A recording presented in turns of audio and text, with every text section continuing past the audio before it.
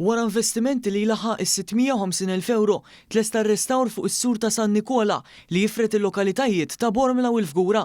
Dan is-sur jiforma parti mis-swar tal-kottonera ddisinjati fi żmien l-Ordni tal-Kavalliri ta' San Ġwan minn Antonio Maurizio Valperga.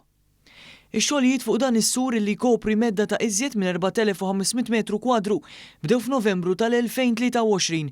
Preżenti għall-inaugurazzjoni uffiċjali kien hemm il-Ministru għall-Kultura, l-Artijiet u l-Gvern Lokali Owen Bonnici flimkien ma' Segretarju Parlamentari tal-istess Ministeru Ellison Zarafaċivelli, iċ-Chairman tal-Fondazzjoni Kottonera Joe Mizzi u membri mill-Kunsilli ta' Bormla u l-Fgura.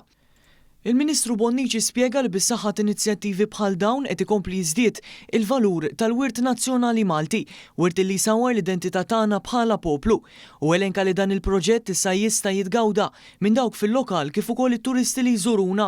Inawgurajna tlessija tar-restawr ta' din il-parti tas-swar tal-Kottonera magħrufa bħala s-sur ta' San Nikola, parti li hija imponenti ħafna illi kif tidħol il-Kottonera min-naħa tal-Fgura tgħaddi minnha. Ħafna familji Maltin u Għawċin jagħmlu użu minn din iż-żona u allura żgur li din se tkompli tivvalorizza l-kwalità tal-ħajja tan-nies tal-madwar.